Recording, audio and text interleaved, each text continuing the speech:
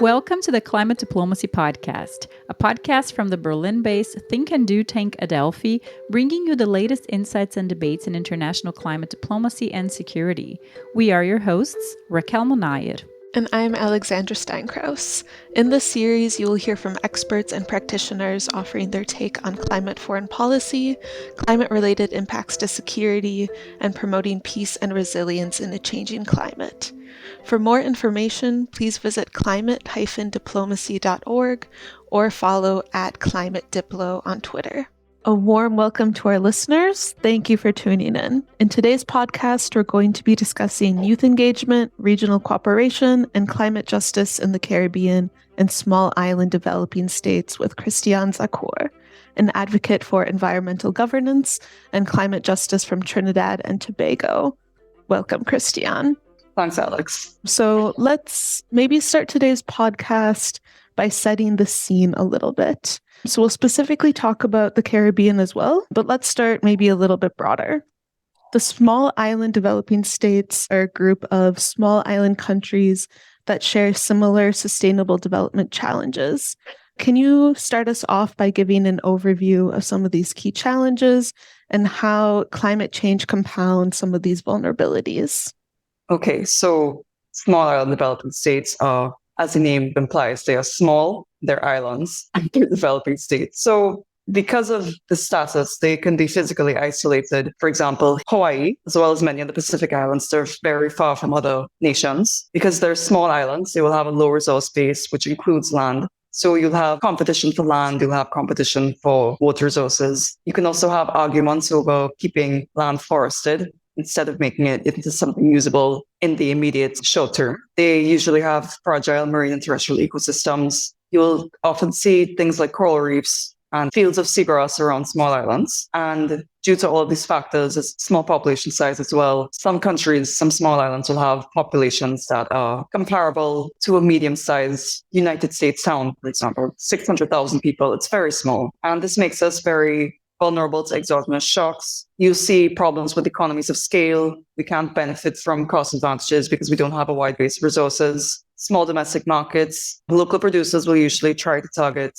exports, and they usually have to pay a lot for it because of transports or demand. The costs of provision for energy, transport, infrastructure, communications are usually high. Our internet comes from undersea fiber optic cables, which is interesting, but that actually makes them prone to environmental disruptions. And there's a heavy reliance on tourism and services. Some islands will set themselves apart because they have different sectors, like Jamaica has been exploring ICT, which is interesting. It's really cool to have that diversification of the markets, but they still have tourism as a reliance. And in this new century of climate change, it's a problem because climate change is an existential threat.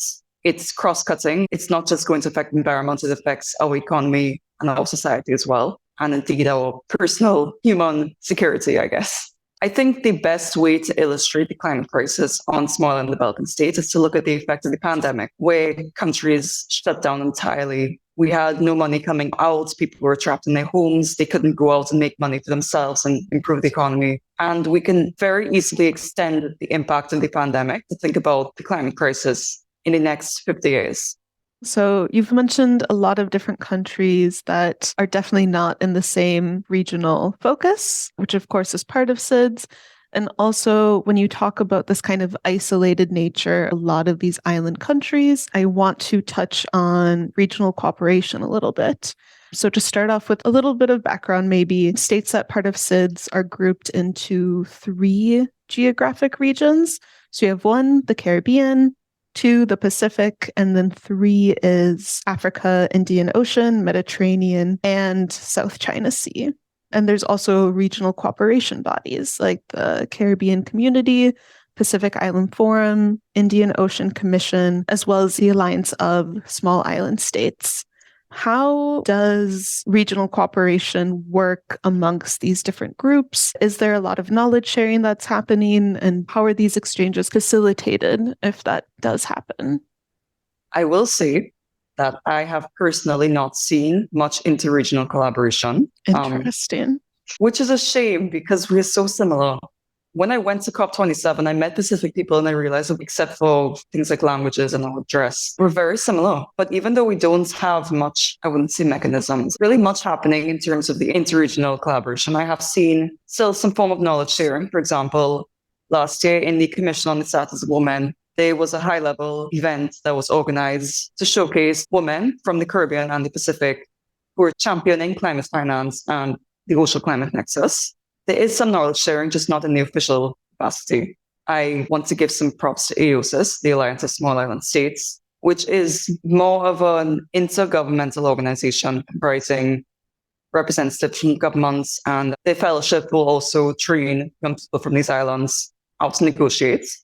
And it represents 39 low-lying and vulnerable coastal nations.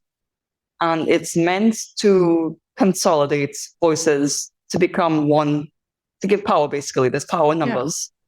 Yeah. And by unifying these small islands together, you have one body who can fight on behalf of all of us. There's a lot of progress and like unifying spirit behind the Alliance of Small Island States, and maybe in the future more opportunities for different forms of knowledge sharing, whether it be amongst formal channels or kind of informal channels in international spaces like COPs or different conferences and things like that. I think there could be a lot more because we are similar. We have different strengths that we can easily combine. The opportunity is there, and I'd like to see it happen. Nice. Hopefully then in the next few years, we'll have you sooner than the next few years, maybe have you on for a follow-up podcast. But hopefully in the future, we can touch upon maybe some progress made in terms of these exchanges.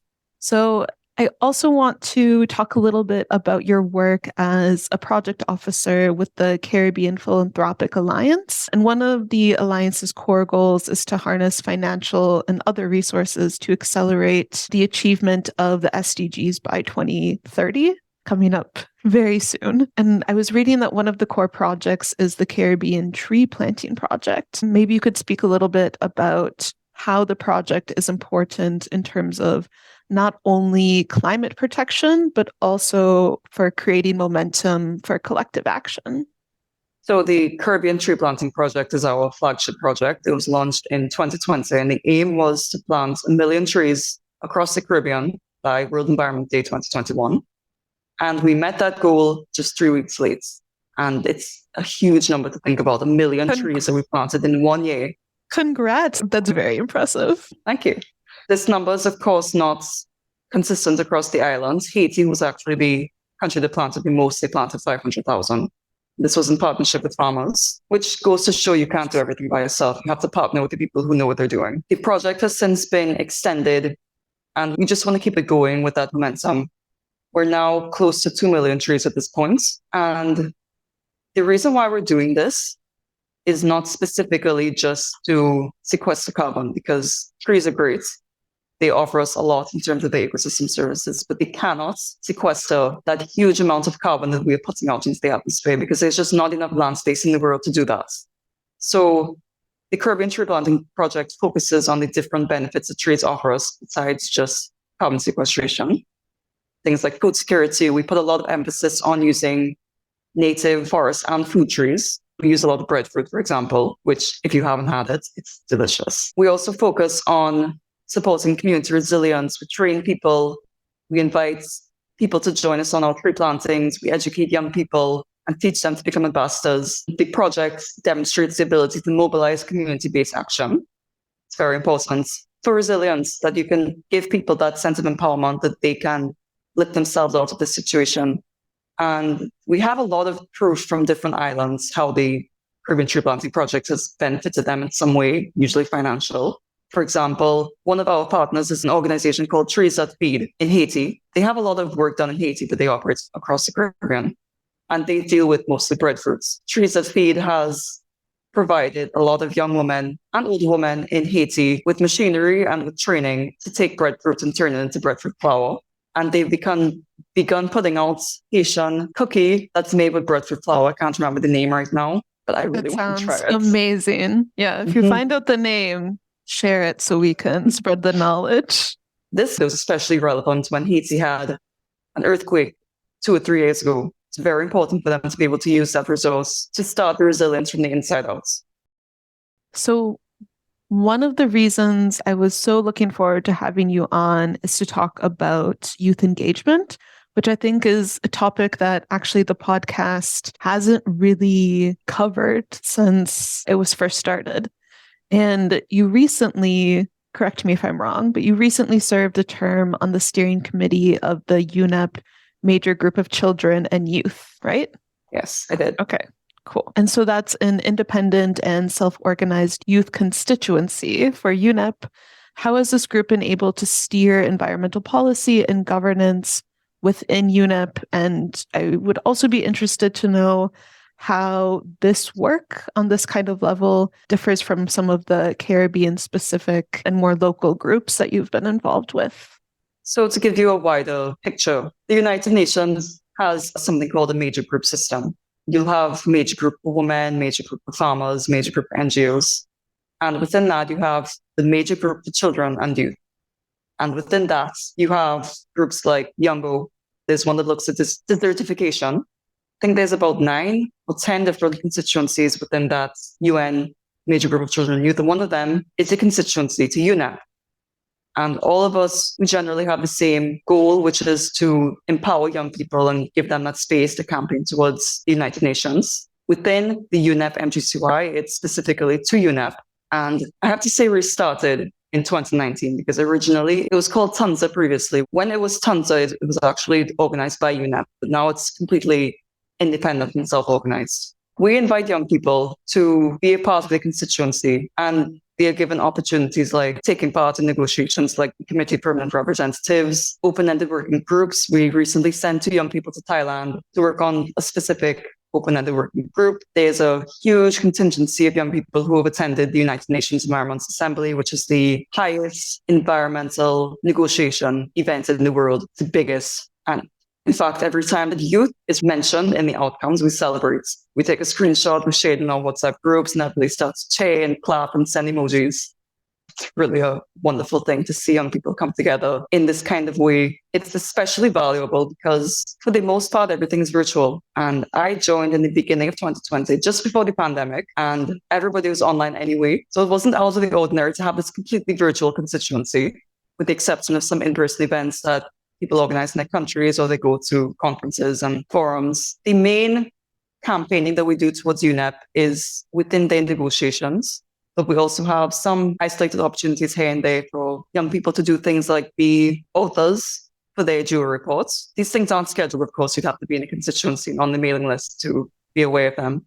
And in terms of our greater work, we have also done a lot of efforts on capacity building. In fact, the Environmental Law Working Group planning some trainings on, I think it's nearly 20 different environmental agreements, which covers the oldest ones from Stockholm, this Ramsar Convention, all the way up to the newest biodiversity beyond natural borders or natural jurisdiction, BBNJ, which concerns oceans. And I'm so happy that we're still coming up with these ways to protect the environment, which shows that you can't just have a single concrete way. You have to think holistically. The way that this differs from Caribbean organizations is that, first of all, Caribbean organizations usually don't work virtually unless they are operating across different islands as a network.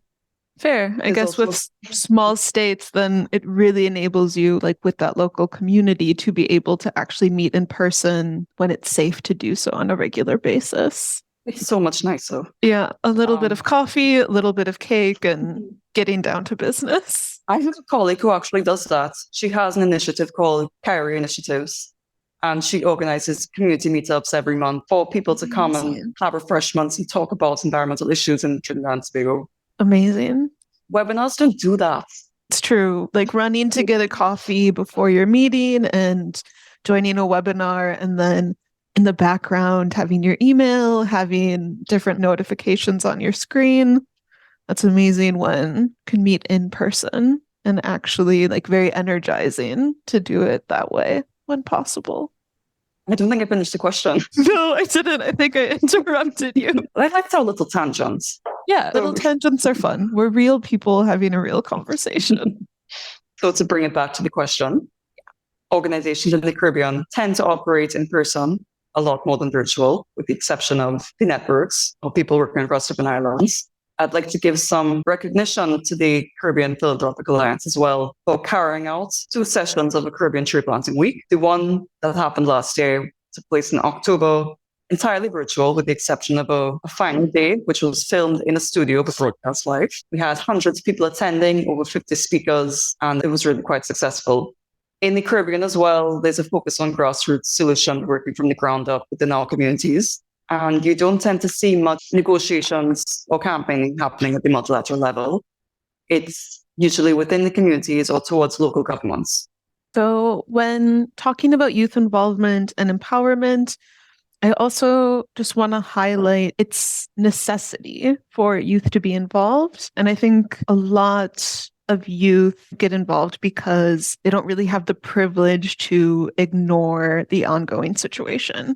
Oftentimes, just by generations, they're the people who have, in terms of age groups, of course, contributed the least to carbon emissions, but their future is very much the most under threat as an important part of not only intergenerational justice, but also climate justice. And what additional facets of climate justice would you say are central to understanding this climate security, which can often sound very, not high level, but you don't often think of maybe human security or people's livelihoods when you hear just terms like security offhand, but what additional facets of climate justice do you think are central to understanding the situation in the Caribbean?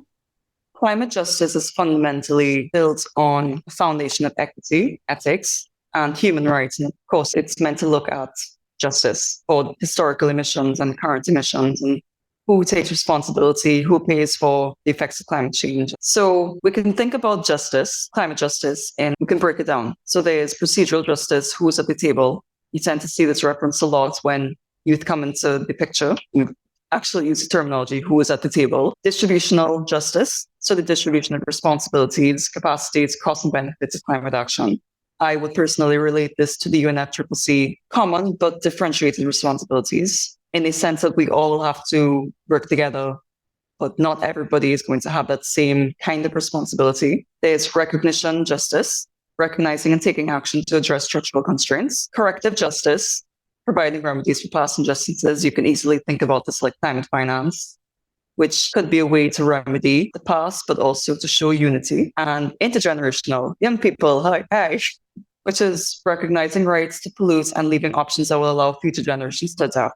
This is interesting because the right to pollute, you never think about having a right to pollute. You think about reducing pollution. But honestly, humans, no matter what we do, even going back to the early dawn of civilizations, humans will pollute. We will have a negative impact on the environment.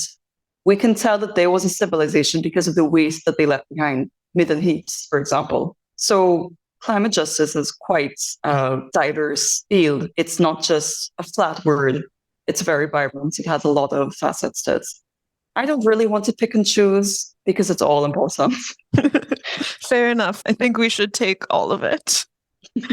I want to mention, however, before we move on to the next question, within the Caribbean specifically, we have something called the Escazú Agreements, which is the access to information, public participation, and justice in environmental matters agreements that is specifically for Latin America and Caribbean. It entered into force in 2021. There's 25 signatures. I think it's 12 countries, 25 signatures, something so.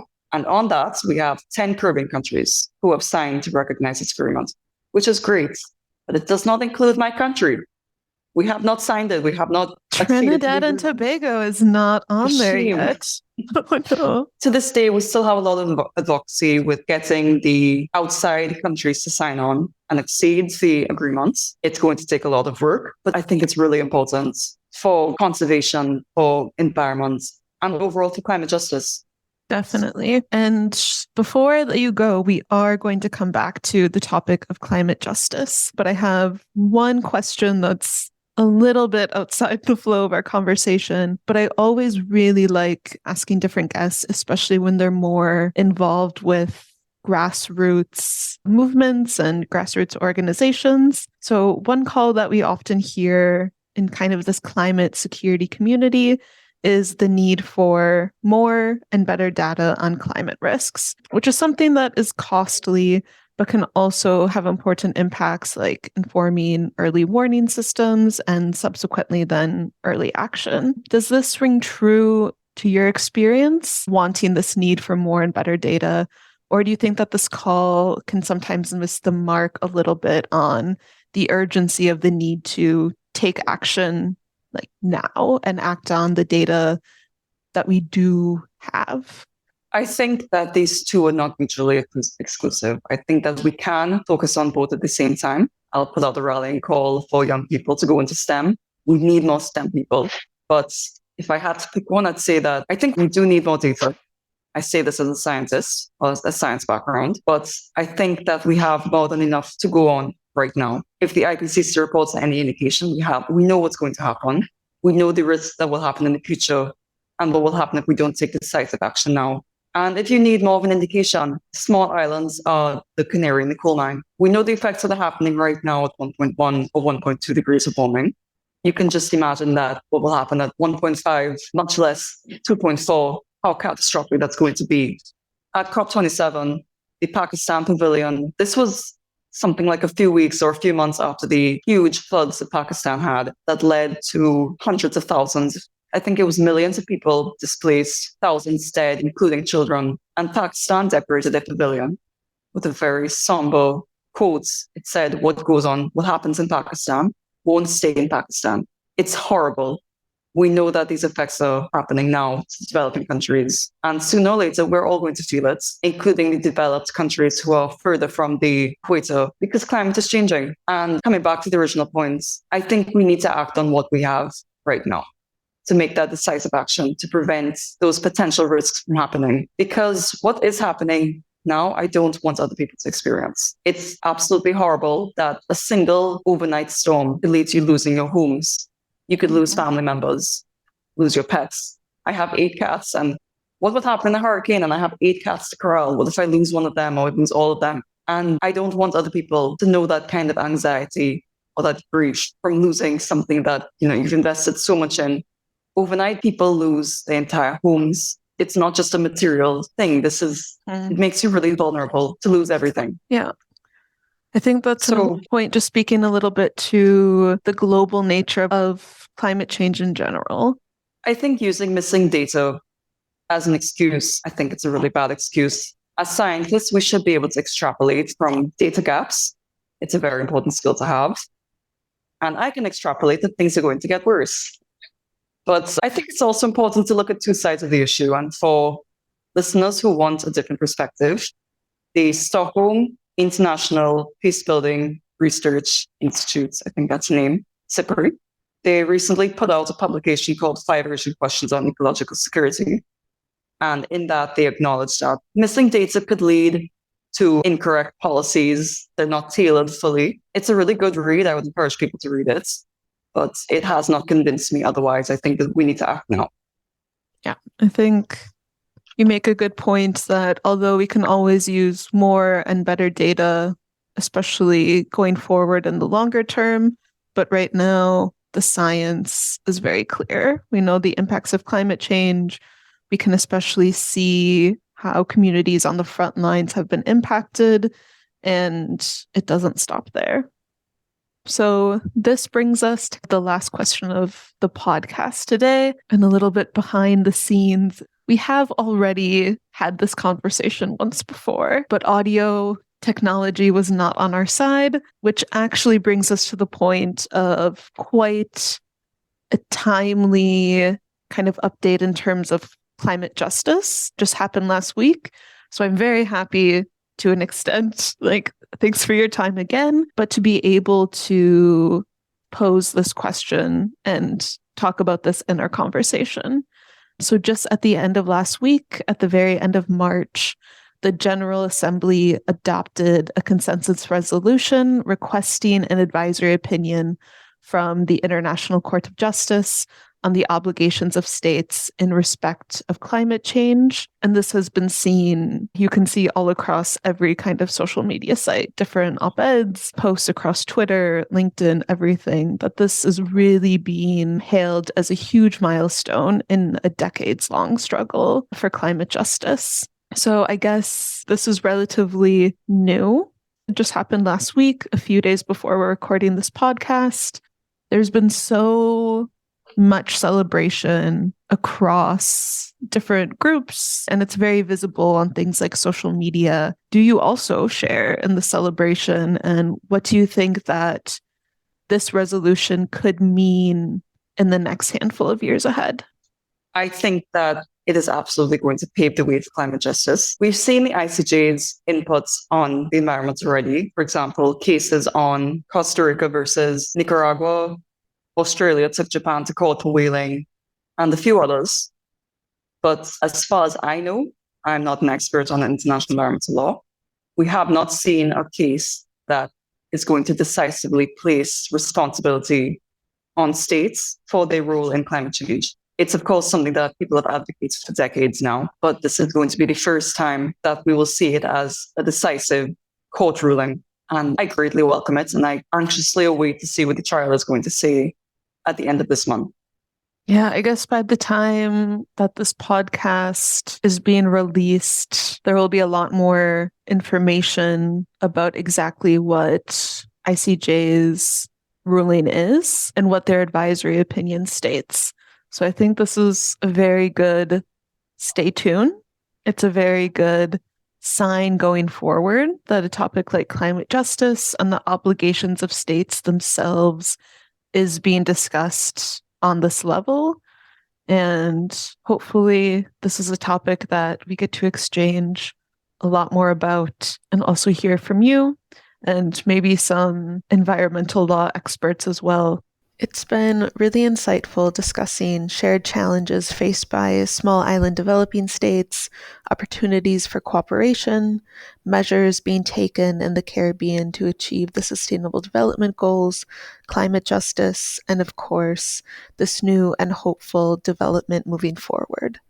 Any other closing thoughts before we sign off? This is unrelated to the discussion, but I would strongly encourage listeners to take a first aid course or take CERT training, that's community environmental response training. I have done both of those. My first aid is expired now, but I still know the important stuff. I am a CERT trainer for my local government, and I would encourage people to look into this because I'm sure we've all been in a situation where something happens very quickly and we start to panic. But knowing how I can take charge in that kind of situation, it gives me a peace of mind that I can help in some little way. So I encourage people to take the training, empower yourself so you can empower your community. I think that's a great note of empowerment to close out on. So thank you so much for being here and joining us for this conversation, and especially timely given our postponement of this episode a little. So this was the Climate Diplomacy Podcast. We will be back with another episode in a few weeks. You can follow our latest updates on Twitter @ClimateDiplo. Thank you for tuning in, and until next time, goodbye.